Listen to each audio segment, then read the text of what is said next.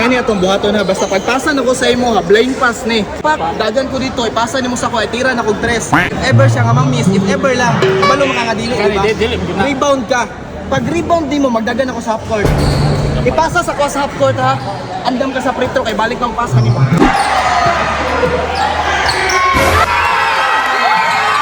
Puti kamay ninyong tanan mga boss, no?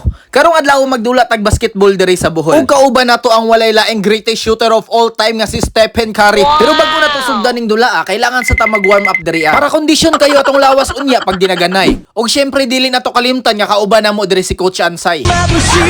Una-una aka ni siya is warm up shooting pa lang pero intense na kayo. Ug ang tawag ni akong tira is humble shot. Kanagaling pagtira unya ma shot, ato dayon ang lingkuran aron ang kahawo dili mailhan. Humble gani no. Nagpasiklab po dahil si Stephen Curry kaso wala ka shot si Mr. Lem o Tropod. O niya, pag tres na ko, pasa lang sa ako na bala. Tanawa akong kamot, blind pass mo, tanawa akong kamot, lakot. Ano ma-shot na, Pag shot na ko, di ba? Purog-purog mo na eh, niwahing ang bula pa ana. Pero tulad na siya, balancing dire. Calculated na na. Equation. Ano si Stephen Curry eh? Ano na ni third option. Ikot sa dire ba kay istoryahan ka na mo. Third option. Ikaw ang third option na mo. Pag wala na may mabuhat, ikaw na bahala. Pag wala na may choice ba, ikaw na bahala. Kailangan ka na mo para sa mo ang makumpleto lang ang first five.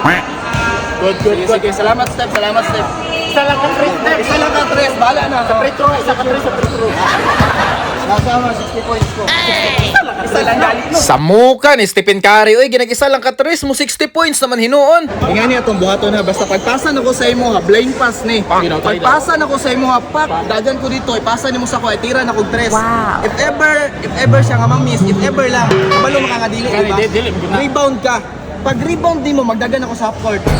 Ipasa sa ko sa half court ha, andam ka sa free throw, kay balik kang pass ni mo. Locos ko dito. Oo, sige. Blind pass ka dito makanaw. Go. Butik ka may pasa oh. Itsa. Rebound si Mr. Lemato, kay wala man ko na siya. Taod-taod gitawag na among mga pangalan na ron ng dula masugdan. Salamat dahil sa nag-invite na mo aning basketball exhibition game. Walay lain ko ni si Sir Chip Babayap.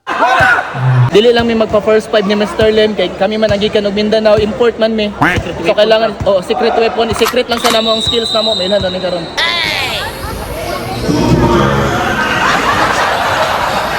Kira ka? Nanginit na ito na gusto na kay kumadula ba? Paningot magabi na kung nakulbaan ka. Walay ka ba dire kapatid? Ug tungod kay maayo man ang mga kalaban, gisulod dayon ming mga secret weapon aron sila maapsan.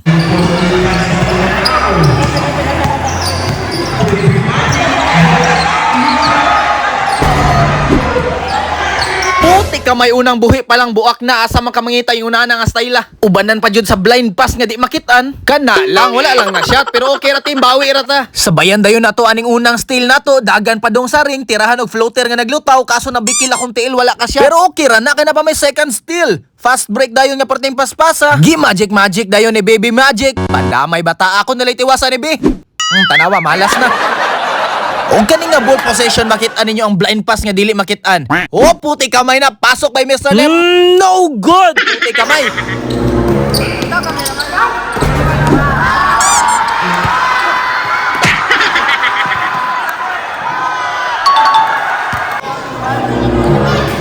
Points lang sa atakay, kato naman ang gusto nila makita sa tuwa. Parehas may 3 points.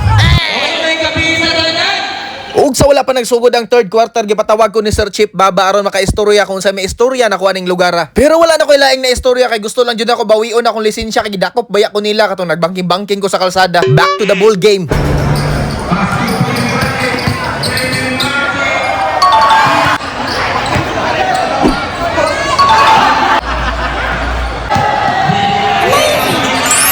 Og dari na nga ball possession ang gihulat nila kung kinsay mo daog aning dulaa.